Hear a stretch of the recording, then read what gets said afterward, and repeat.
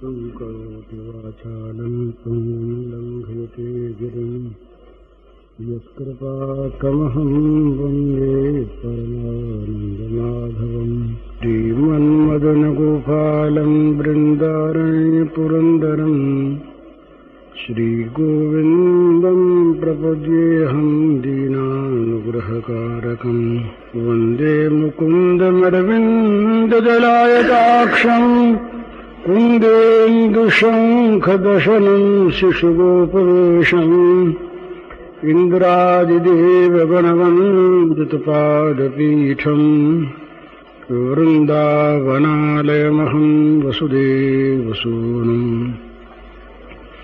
नवजलधरवरनं चम्पकोद्भासिकरणम् विकसितनलिनाश्रियं विस्फुरन्मन्दहास्यं कनकरुचिदुकूलं चारुबर्हावचूलं कमपि निखिलसारं नौमि गोपीकुमारम् वंशीविभूषितकरान्नवनीरदाभात् पीताम्बरादर्णबिम्बफलाधरोष्ठात् पूर्णेन्दुसुन्दरमुखादरविन्दनेत्रात् कृष्णात् परं किमपि तत्त्वमहं न जाने। परमात्मा स्वरूप आप सबके चरणों में नमस्कार। भगवान अखिल रसामृत मूर्ति, अचिंत्यानंत दिव्य गुणगण सागर, अचिंत्यानंत विरोधी गुणाश्रय ब्रज बिहारी, भगवान नंद नंदन के स्वरूप सौंदर्य का कुछ स्मरण किया जाए, ये चेष्टा करनी है। भगवान के स्वरूप सौंदर्य का वर्णन असंभव है, कोई उसे पार पा नहीं सकता। जिन्होंने देखा उनका चित्त उनके पास रहा नहीं, और जिन्होंने नहीं देखा वो बता सकते नहीं। तो इसलिए भगवान श्याम सुंदर के स्वरूप सौंदर्य का वर्णन कोई कर नहीं सकता। ये पढ़ी सुनी हुई बातें कुछ कुछ जो याद आती हैं, उन्हीं पर निर्भर करके कुछ चेष्टा की जाती है। सबसे पहली बात कुछ थोड़ी सिद्धांत की दो एक बात कहकर कुछ कुछ जो याद आती हैं, उन्हीं पर निर्भर करके कुछ चेष्टा की जाती है। सबसे पहली बात कुछ थोड़ी सिद्धांत की दो एक बात कहकर उसके बाद स्वरूप सौंदर्य की स्मृति करने की चेष्टा की जाएगी। हम जहाँ पर भगवान के श्री विग्रह का रूप सौंदर्य स्मरण करना चाहते हैं, वहाँ ये निश्चित मान्य है कि वो कोई हमारे दर्शन करने योग्य वस्तु है। अदर्शनीय नहीं, आकार रहित नहीं, गुण रहित नहीं। तो क्या वो हम लोगों जैसी ही वस्तु है, इसी प्रकार का आकार है, ऐसा ही देह है? तो थोड़ा सा इसका एक दिग्दर्शन मात्र कर लेना है वैष्णव दर्शन की दृष्टि से। जितने भी संसार में देह हैं, वो सब प्राकृत देह हैं, और उनमें प्रधान हेतु है योनि और बिंदु। जहाँ अधोगामी बिंदु है, वो भी उससे भी एक देह का निर्माण होता है। किसी ऊर्ध्वगामी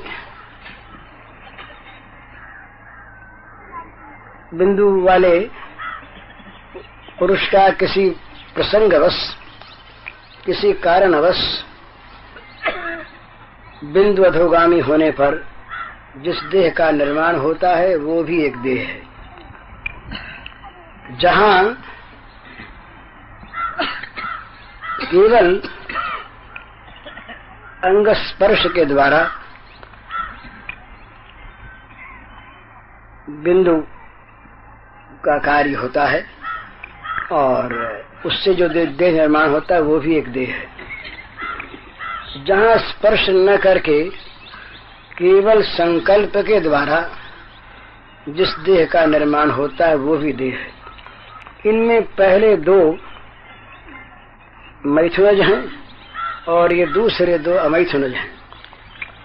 पहले दो देहों में जो पहला है अधोगामी बिंदु, जो विषय वासना से प्रयुक्त होकर अधोगत होता है, उससे निर्माण देह निकृष्ट है। ऊर्ध्वगामी बिंदु के द्वारा प्रसंगवश जिस देह का निर्माण होता है वो उसके अपेक्षा उत्कृष्ट है। केवल अंग स्पर्श के द्वारा जो अमैथुनी देह का निर्माण होता है वो उस पहले वाले से भी श्रेष्ठ है और संकल्प से होने वाला उसकी अपेक्षा भी श्रेष्ठ है।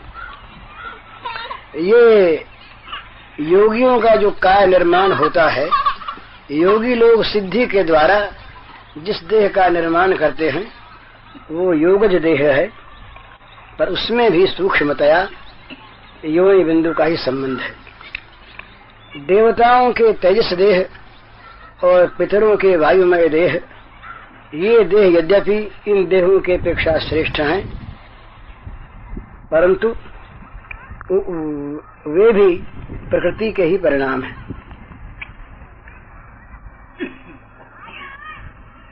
भक्त का, प्रेमी सिद्ध भक्त का भाव देह वो सबसे ऊंचा है, पर वो देह भी भगवत देह से निम्न कोटि का है। सर्वोत्तम देह जो है, सर्वोच्च, वो है भगवत देह। तो श्याम सुंदर का के जिस देह के स्वरूप सौंदर्य का हम आज स्मरण करना चाहते हैं वो है भगवत देह। भगवत देह में देह देही का भेद नहीं है। जैसे हमारे शरीर में और जीवात्मा में भेद है, जीवात्मा शरीर में स्थित है, इस प्रकार भगवान के शरीर में कोई आत्मा स्थित नहीं, वो सारा शरीर ही चिन्मय है। हमारा ये देह कभी बनता है और फिर नष्ट होता है, क्योंकि ये भौतिक है। भगवान का देह नित्य चिन्मय है, वो कभी बनता नहीं, कभी नष्ट नहीं होता, प्रकट होता हुआ सा दिखता है अजन्मा रहते हुए ही, तिरोधान होता हुआ सा दिखता है सर्वत्र सदा विद्यमान रहते हुए ही। लीला में वो पारतंत्र स्वीकार करता है समस्त प्राणी जगत का ईश्वर रहते हुए ही। अजो किसन अव्ययात्मा भूतानाम ईश्वरो किसन प्रकृतिम स्वामधिष्ठाय संभवाम्यात्माय। इन भगवत देहों में भी अवतार में अंतर होता है।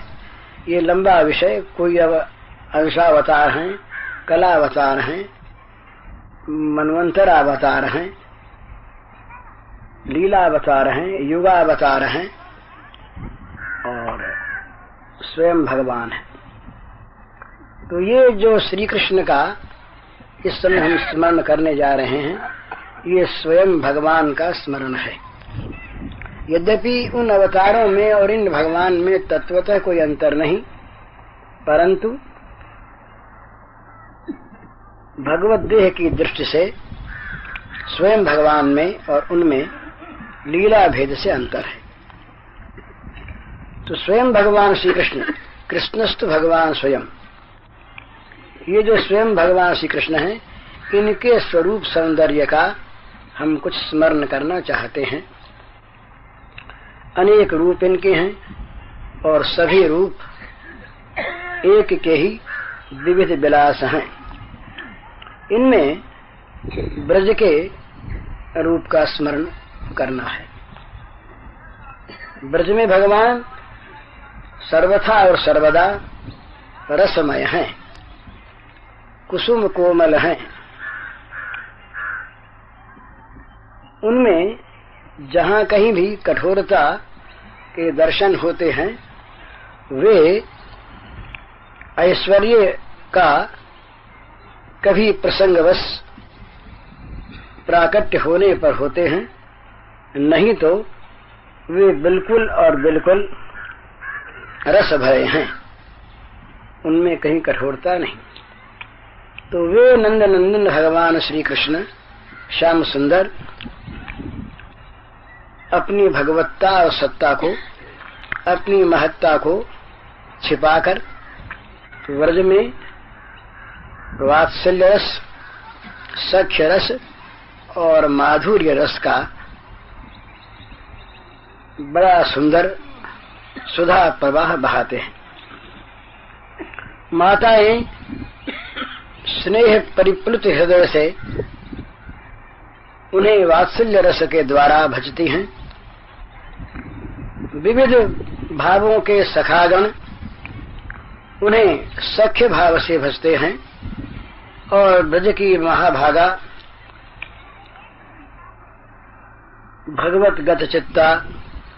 भगवत चित्ता श्री गोपांगनाएं और भगवान की स्वरूप भूताल्हादिनी शक्ति श्री श्री राधा रानी उन्हें परम दिव्य, परमोज्वल, परम त्यागमय, परम रसमय, परमानंदमय, अत्यंत पवित्र, ऋषिमुनि वांछित, मुक्तगण वांछित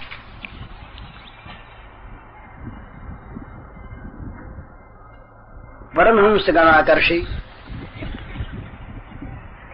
माधुर्य रस के द्वारा सेवन करती है। ऐसे इन भगवान के किसी एक समय के स्वरूप सौंदर्य का हम स्मरण करते हैं। ये बातें थोड़ा सा भगवत देह के संबंध में, भगवान के संबंध में दिग्दर्शन कराने के लिए कही गई।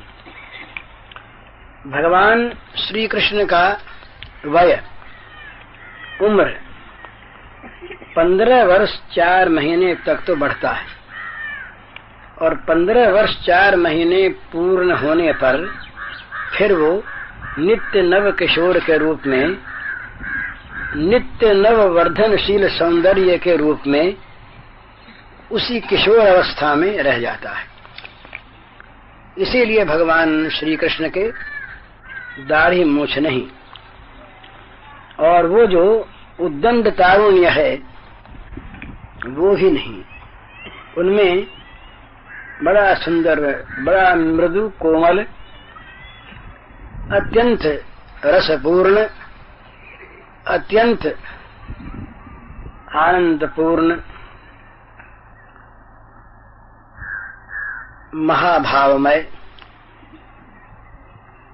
नव किशोर रूप रहता है। वे नित्य नव किशोर हैं। श्री राधा रानी की अवस्था 14 वर्ष की रहती है, नित्य नव किशोरी।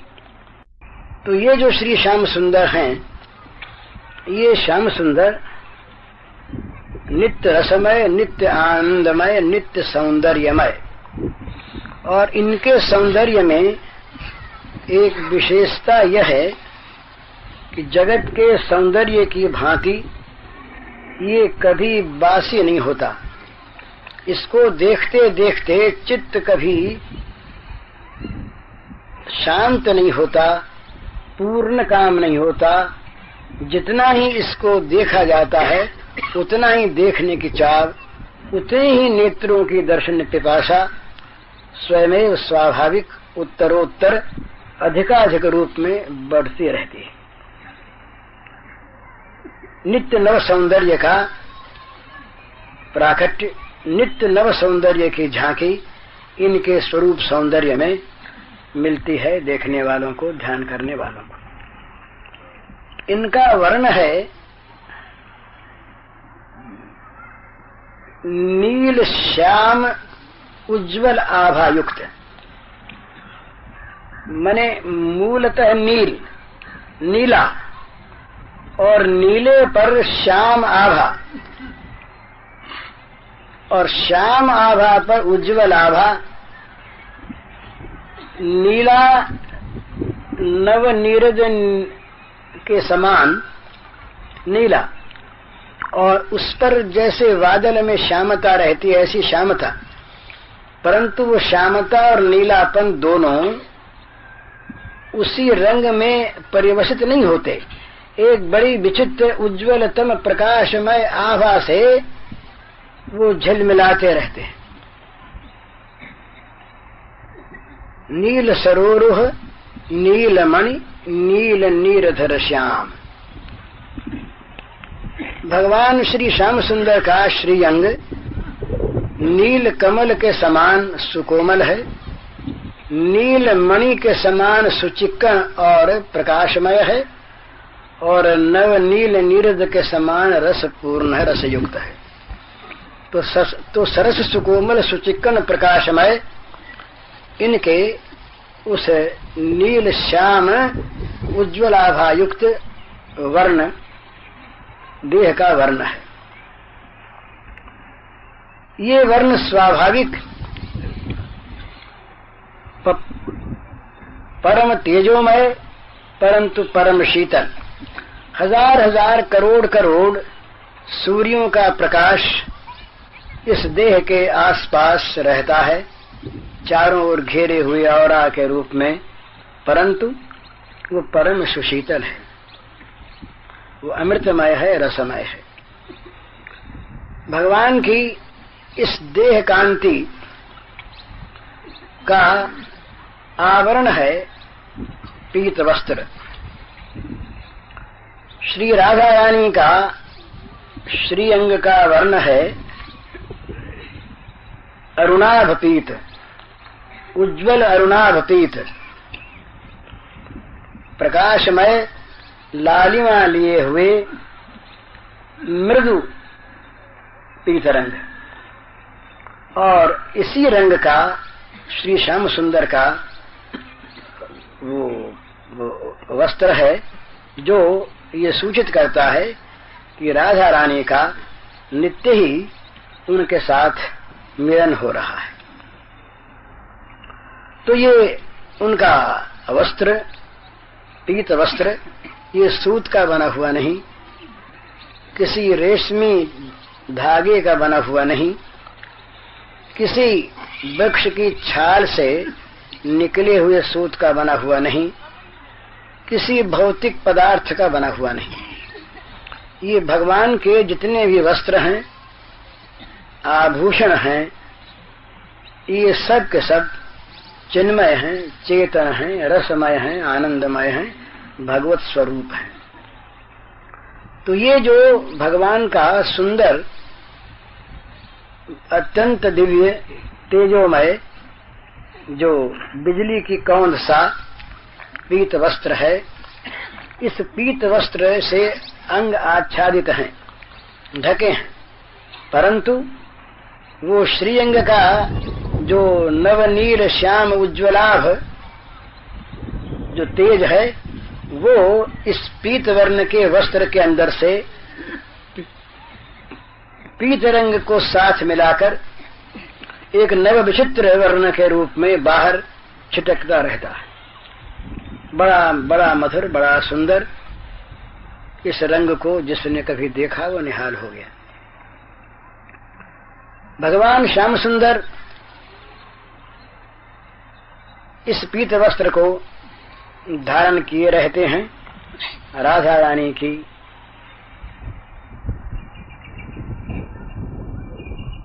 स्मृति में, उनकी अनुभूति में, उनके चिर संग की सूचना के लिए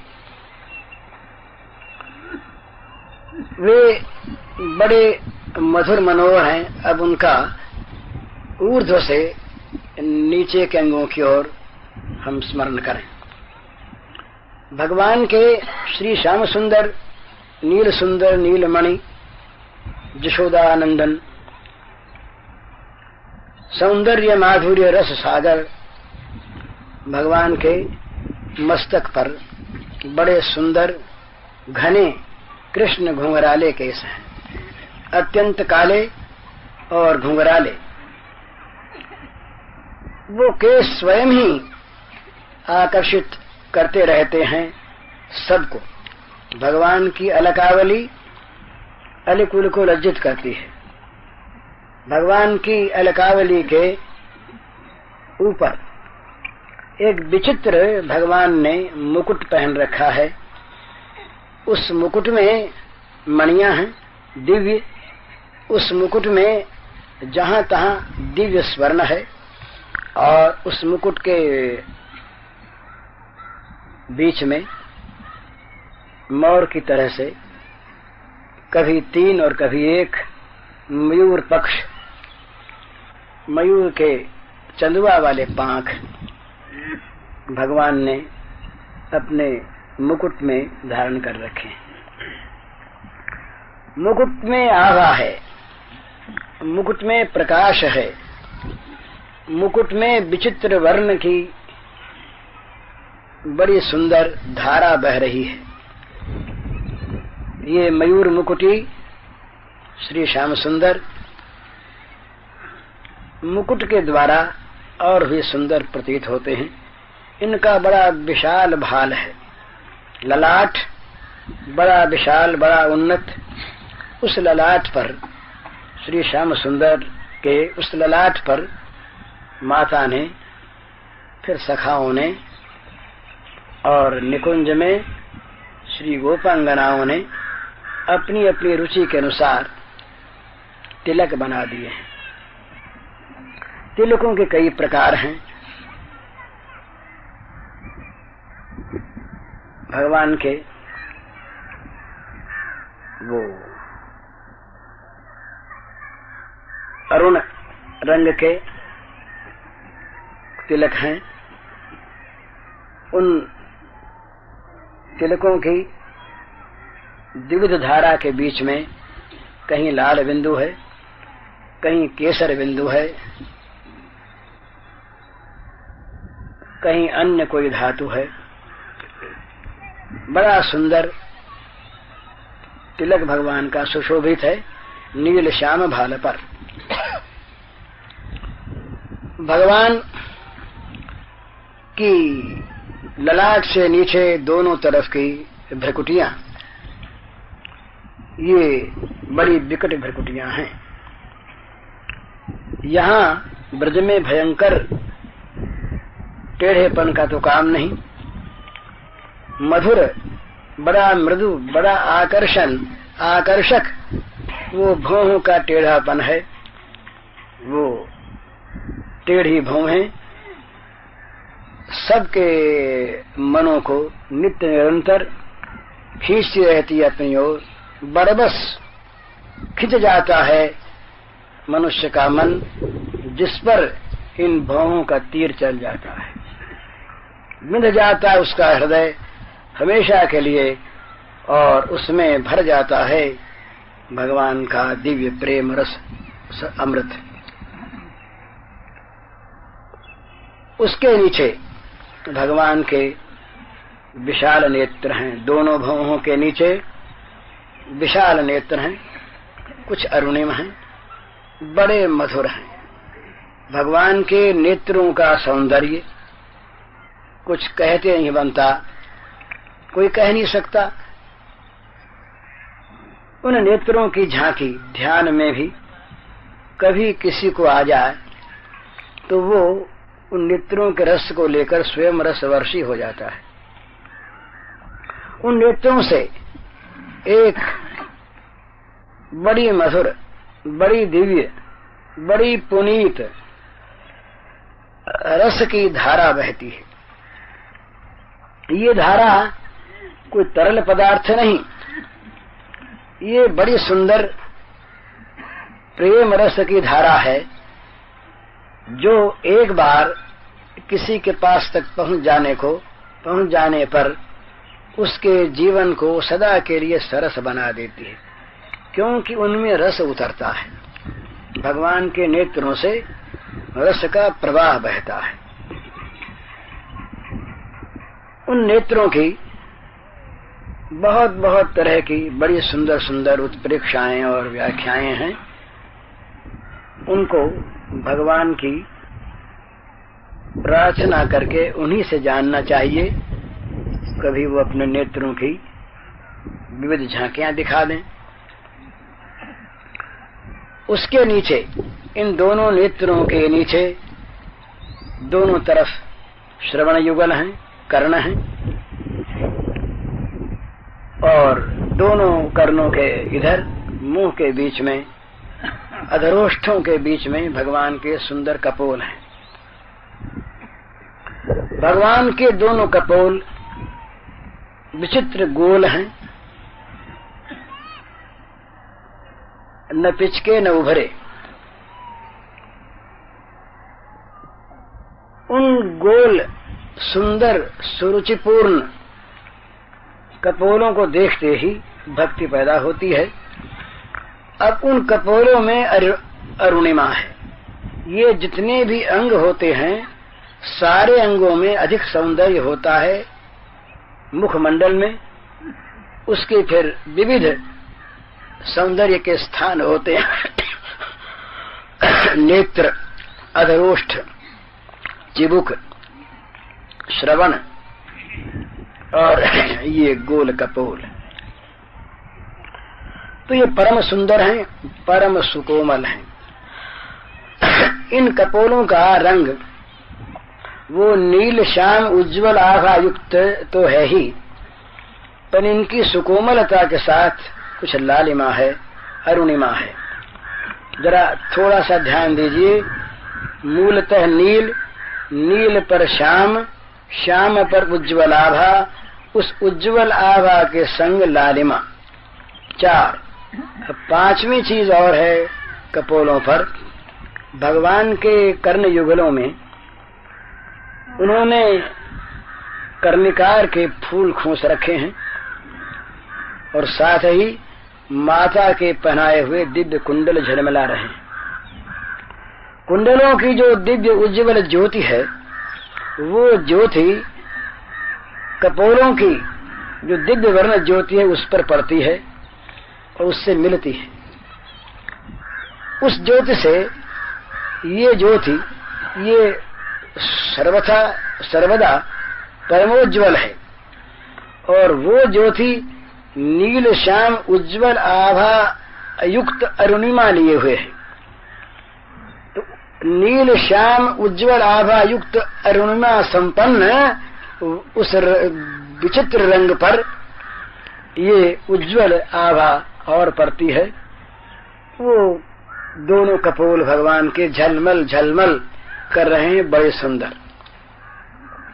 उनके बीच में भगवान की नुकीली नासिका है, जो नेत्रों से लेकर अधरोष्ठों के ऊपर तक वो फैली है। नासिका मोटी नहीं और सुग्गे के चोंच की तरह से नीचे से जरा सी मुड़ी हुई, बड़ी सुंदर नुकीली नासिका। उस नासिका के बीच में भगवान ने गजमुक्ता का एक आभूषण पहन रखा है, जो उनके अधरोष्ठों पर जाकर अपना प्रकाश डालता है। भगवान के चूंकि मूंछ नहीं, इसलिए उसका प्रकाश सीधा जाता है अधरोष्ठों पर। और भगवान के जो अधरोष्ठ हैं, क्या कहना उनका, वे अरुण अधर हैं, अरुण ओष्ठ हैं, लाल बिंबा फल के समान लाल लाल भगवान के बड़े सुंदर ओष्ठ हैं, अधर हैं, और उन पर वो गजमुक्ता का प्रकाश पड़ रहा है। और साथ ही सबके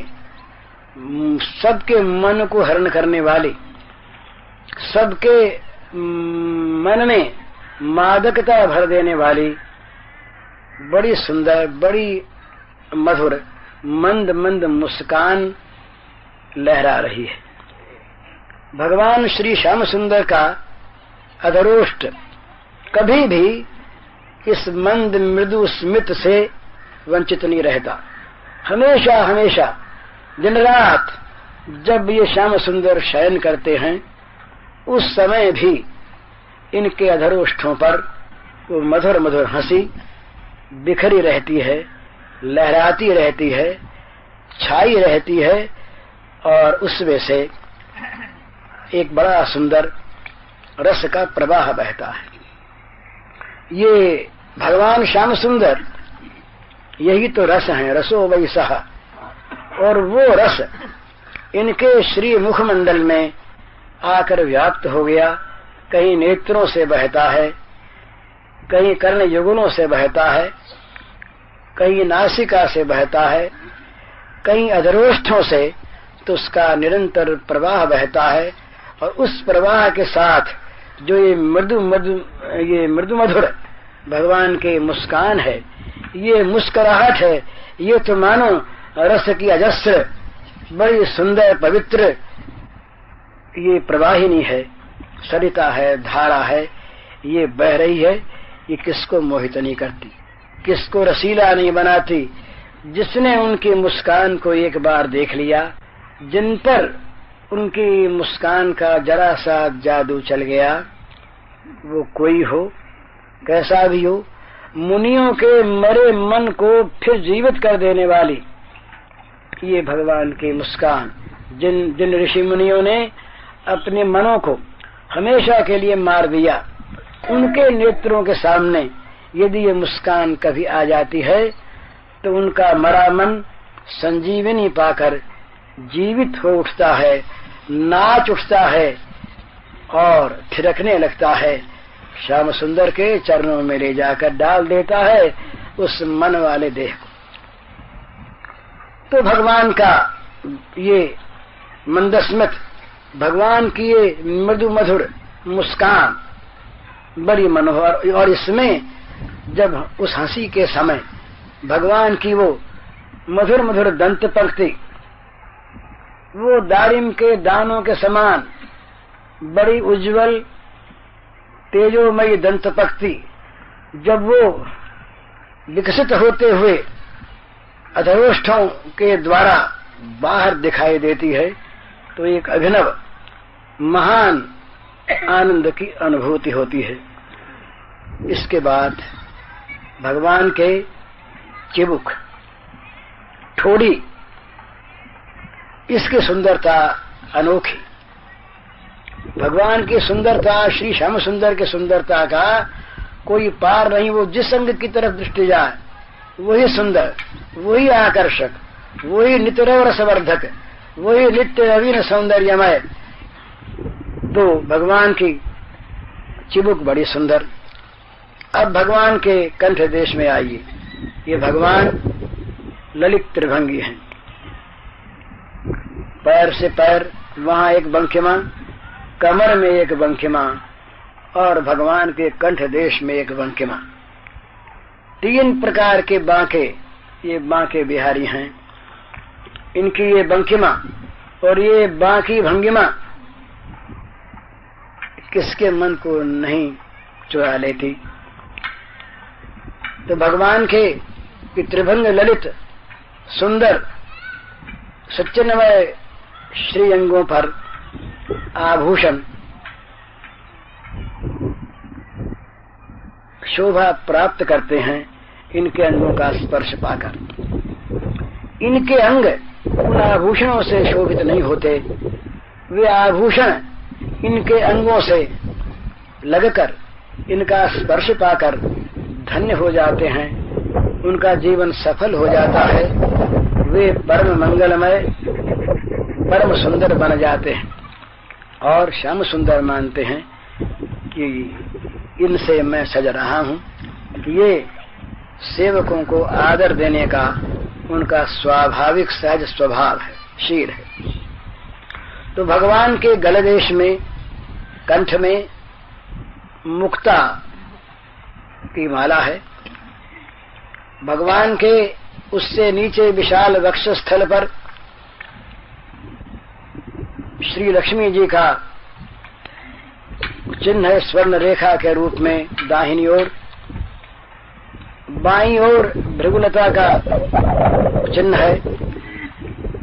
विशाल वक्षस्थल पर कौस्तुभ मणि शोभित हो रही है और मैया के रोज पहनाए हुए 3-3 हार भगवान के श्रीअंग को सुशोभित करते हुए धन्य हो रहे हैं। उन रत्नहारों में विविध प्रकार के पन्ना, माणिक्य, वज्र, हीरा, नीलम इत्यादि रत्नों का सम्मिश्रण है।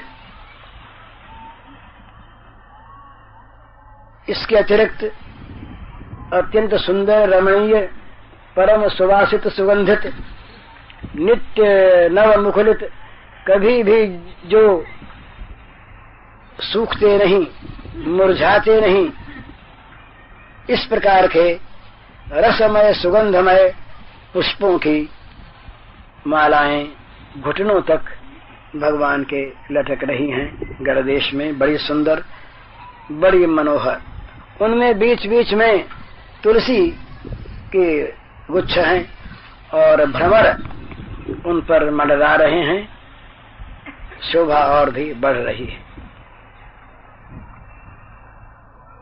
भगवान श्री श्याम सुंदर के सखाओं ने, मित्रों ने एक नई चीज की माला और बनाई, वो है गुंजा, चिरमी, लाल लाल गुंजाओं की माला। बड़े सुंदर सुंदर नए नए फल लेकर गुंजा फल मित्रों ने माला बनाई और श्याम सुंदर को पहना दी। इसके अतिरिक्त विविध धातुओं से मित्रों ने श्रृंगार किया। भगवान के उन्नत स्कंध हैं, बड़े ऊंचे कंधे भगवान के, स्थूल और बड़े मजबूत, पर सुकोमल सरस, और भगवान के 2 हाथ, 2 भुजाएं, आजान बाहु, घुटनों तक लटकती हुई 2 बाहें, इतनी लंबी 2 बाहें हैं। उन बाहों को भगवान ने गले में एक दूसरा दुपट्टा डालकर पीठ और बाहों को कुछ ढक सा रखा है। दोनों भुजाओं में मणियों के और उनके साथ वन्य धातुओं के बाजूबंद हैं। उसमें बड़ी सुंदर वन्य फलों की मालाएं, वन्य फलों के बाजूबंद गूंथ गूंथ करके मित्रों ने और माधुर्य भावापन्न भगवान की महाभागा प्रेयसियों ने सजा दिया है। इसके साथ साथ विचित्र विचित्र धातुओं को वन में मित्रों ने घिस घिस कर, पीस पीस कर उनकी चित्रकारी कर दी है श्याम सुंदर के तमाम अंगों पर, श्री मुख के कपोलों पर, वक्षस्थल पर, भगवान की भुजाओं पर, उनकी हथेलियों पर, उनकी पिंडलियों पर, उनके बड़े सुंदर चरण युगलों पर और चरण तल पर, जहां तहां धातुओं की बड़ी सुंदर चित्रकारी बनी हुई है। भगवान का उदर त्रिबली युक्त है, गंभीर नाभि है, पेट सूक्ष्म है और उससे नीचे भगवान का जो कटिदेश है वो बहुत सूक्ष्म है। विशाल वक्षस्थल और संकुचित कटिदेश कमर, उसमें भगवान ने मधुर मनोहर शब्दों से युक्त करधनी पहन रखी है। वो करधनी मणिमुक्ताओं की दिव्य स्वर्ण निर्मित और घूंघरों वाली, उसमें घूंघर लगे हैं। जब श्याम सुंदर ठेकते हुए जाते हैं, कुछ कुछ नाचते हुए, तो उन बड़ी सुंदर, बड़ी मधुर ध्वनि होती है उनमें से। भगवान का नीचे का श्रीअंग ढका हुआ है उस पीत पट से, पर उसके अंदर से भी वो श्याम नीराव उज्ज्वल आभा निकल निकल कर पीत पट के रंग से मिलकर बाहर विकसित हो रही है। भगवान की जांघें बड़ी सुंदर सुचिक्कण, भगवान श्री श्याम सुंदर के जानु घुटने बड़े मनोहर, पिंडलियों का तो कुछ कहना ही नहीं। भगवान के श्री चरणों के जो दर्शन हैं ये तो मुक्ति को भी तुच्छ करा देने वाले। टखने भगवान के बड़े सुंदर पैरों के, और भगवान के वो बड़े सुकोमल सुकोमल चरण युगल मुनि मनहारी सौंदर्य की राशि है। भगवान का वो नखमंडल, भगवान के 10 अंगुलियों के जो नख हैं वे एक विचित्र ज्योति का प्रकाश करते हैं। भक्त लोगों को ऐसा दिखाई देता है कि ब्रह्म का प्रकाश ये श्री श्याम सुंदर की नख ज्योति ही है। उनमें से एक सुंदर चीज निकल रही है। ये जो अंगुलियों के पोरवे होते हैं ना, इनमें से विद्युत धारा निकला करती है अंदर से हमेशा, सबके ही जैसी जिसकी धारा हो। तो भगवान के श्रीअंगों से भगवद रूप विद्युत धारा इन अंगुलियों के पोरवों के द्वारा ये बाहर विकसित होकर, बाहर विस्तृत होकर सारे जगत को भगवत भाव का दान कर रही हैं। ये भगवान के चरणों की महिमा कि भगवान के चरणों का ध्यान करने से स्वयमेव भगवत भाव की प्राप्ति होती है। क्यों कि चरणों के द्वारा, चरणों की अंगुलियों के द्वारा भगवत भाव का प्रसार विस्तार प्रचार अपने आप स्वाभाविक निरंतर होता रहता है। इन भगवान के श्री चरणों से लगी हुई जो धूलि है उसकी बड़ी महिमा है। उसके रज में भगवान स्वयं आनंद रस लेते हैं। तो इस प्रकार, और भगवान के पैरों में बड़े सुंदर नूपुर हैं। वो नूपुरों की छमकार इतनी मनोहर, जब वो धीरे धीरे ठुमक ठुमक कर चलते हैं, जब वो अपने सखाओं के साथ खेलते हैं, जब वो गायों के साथ उनके पीछे पीछे दौड़ते हैं, जब वो पहाड़ के ऊपर जाकर के गायों को पुकारने के लिए इधर उधर दौड़ते हैं, उस समय बड़ी मधुर, बड़ी मनोहर किंकिणी ध्वनि और नूपुर ध्वनि मिलकर एक अभिनव रस का संचार करती है। सबसे बड़ी मादकता, बड़ी सात्विक मादकता फैलाने वाली तो है भगवान की मधुर मुरली ध्वनि। मुरली भगवान दाहिने हाथ में लिए हुए हैं। जब सोते हैं तब मुरली को अपने टेंट में खोस लेते हैं, कभी बगल में दबा लेते हैं और कभी उस मुरली के द्वारा मधुर मधुर स्वरों का गान करते हैं। ये मुरली ध्वनि बड़ी मादकता लाने वाली, इस मुरली ध्वनि ने श्री गोपांगनाओं के सारे समस्त बंधनों को छुड़ा दिया, सारे ममता के पदार्थों का परित्याग करवा दिया तुरंत।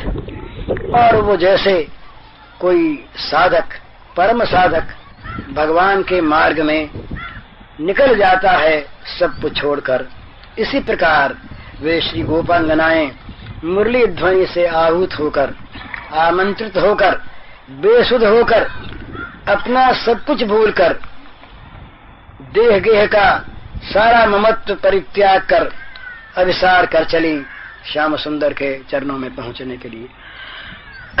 ये भगवान की मुरली ध्वनि जड़ को चेतन करती है और चेतन को जड़ बना देती है। जहाँ पर ये मुरली ध्वनि ध्वनित होती है, जहाँ ये सुर बसता है, जहाँ भगवान के श्री मुख से मुरली के द्वारा ध्वनि बाहर फैलती है, वहीं जड़ पदार्थों में रस का प्रवाह बहने लगता है, पत्थर चूने लगते हैं, वृक्षों से रस बहने लगता है, वृक्ष झूमने लगते हैं, उनमें चेतनता आती है और चंद्रमा की गति रुक जाती है जो नित्य गतिशील है, यमुना की धारा रुक जाती है जो नित्य गतिशील है, बछड़ों के मुंह गायों के स्तन से लगे रह जाते हैं, दूध पीना बंद हो जाता है, सारे जगत का चांचल्य शांत परम शांत को प्राप्त हो जाता है, चेतन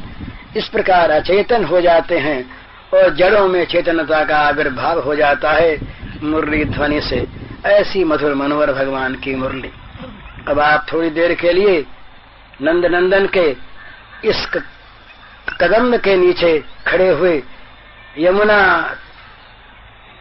पुलिन पर बालुका राशि में इस सुंदर श्री विग्रह की झांकी करते हुए कुछ उनकी मुरली ध्वनि सुनिए और उस पर अपने आप को न्योछावर कीजिए। मुरली ध्वनि के साथ ही उनके श्रीअंग से जो एक विचित्र सुगंध निकल रही है, उस सुगंध का भी आनंद लीजिए। मुरली ध्वनि कानों से सुनिए, उनके श्रीअंगों की सुवास को नासिकाओं से सूंघिए और नेत्रों के द्वारा उनके सौंदर्य माधुर्य के अनंत सागर में डुबकी लगाइए। उनके चरणों का स्पर्श करके अपनी स्पर्शेंद्रिय को धन्य कीजिए और उनके प्रसाद का ग्रहण करके रसनेन्द्रिय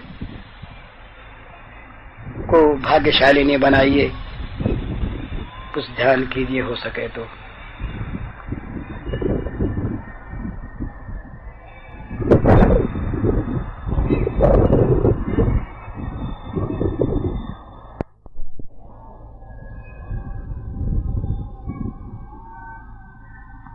इस गंगा के धारा को यमुना की धारा मान लीजिए, इस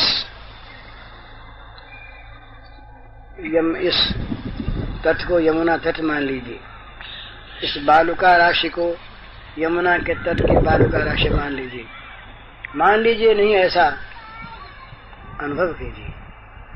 और यहाँ एक कदम वृक्ष के नीचे श्री श्याम सुंदर वो मधुर मधुर हंसते हुए मुरली बजा रहे हैं, उसे सुनिए।